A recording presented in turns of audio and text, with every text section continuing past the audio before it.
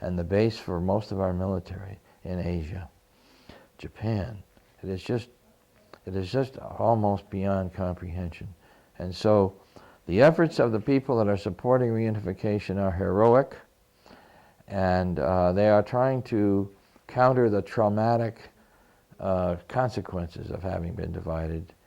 And so this effort of the reunification energy is so important, because it's like a truth coming out of the wilderness, constantly wanting just another air, another ear, another day to try to convey this tragic truth that has affected the Korean people. And I say, since everything's connected to everything, what happens to the Korean people affects me too. It affects everybody. Because without justice for everybody, there is not security for anybody. And Martin Luther King said it. He said, an injustice anywhere is a threat to justice everywhere. And a threat to the Korean people becomes a threat to everybody. So if we can make peace with the Korean people, we don't have to worry about how they govern themselves or what their values are, or what their cultural traditions are. We need to make peace with the Korean people. And this effort of the reunification conference in Brussels to try to convince the people of Europe and even the people that are putting on the Bush-sponsored conference to demonize North Korea through the issue of human rights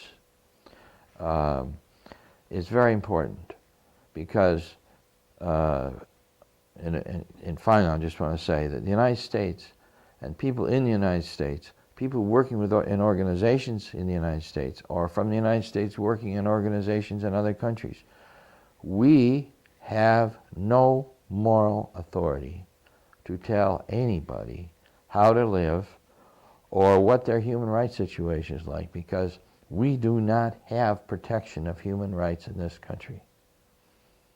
We only protect middle-class values. If you're not in the middle class, your life is not protected. It's not secure. So we now have a country that can, as a policy, that can arrest anybody, any place in the world, without telling anybody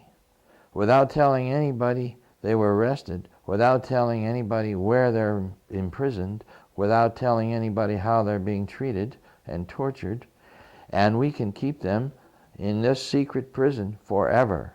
And of course, we now have prisons that aren't secret, and we still do not allow any access to support for a lawyer, for families. And we have openly supported torture now. We were openly supporting it, saying we are going to commit torture.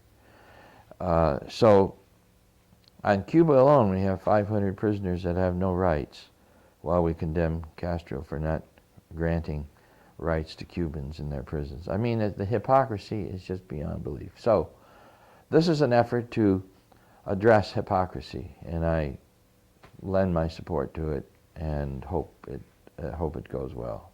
Thank you. Just wanted to say that after the No Gun Ree massacre was revealed by the AP reporters a few years ago, I went to Korea with the idea, with other Koreans, of unraveling the likelihood that there were many such massacres. And very initially, we discovered, I have a map here, we discovered many massacre sites in North and South Korea, and this is about 10% probably of all the massacre sites, probably 200 or 300, committed by the United States military and South Korean troops working under U.S. military. And there were firing squads, even before the war started, of dissident Koreans. We have firing squads. We had many of them dig their own graves. At gunpoint, we had U.S. officers overseeing South Koreans digging their own graves and having South Korean soldiers shoot them as they fell into their graves. This is part of the legacy. This is part of the legacy that the Koreans live with that has not been addressed. We have not apologized. We have not made reparations. And without being able to ask for forgiveness, we cannot heal ourselves.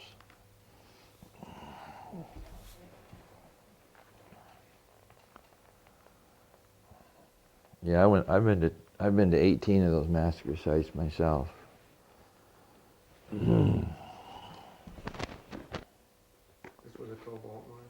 This was at the bottom of a of a former Japanese cobalt mine that had been abandoned, and they used it as a mass grave. They just dropped the bodies down. These are bones we found down there.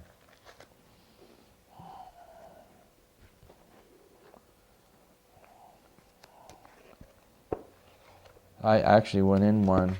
The mine shaft is only like 4 feet high, 4.5 feet high, so you can't stand up. And I was on these legs, and you had to. It was muddy and watery in the mine, so you had to put big rubber boots on. And I wasn't sure I could make it, but with the help of 2 guys, they actually carried me partially horizontally, so I could get into the base of the mine to see where the bodies had been, where were still a lot of skeletal remains. So there was and then there's the germ warfare, the whole thing about germ warfare in Korea. Well, we don't have time to get into that. Relevant topic until I got to Vietnam, and then read that history book there. It was in the library in Vietnam. And I thought, wow, without history, I don't have a frame of reference for anything. Nothing. Whoever's my authority figure at the moment can say anything, and I'll have no basis upon which to judge it.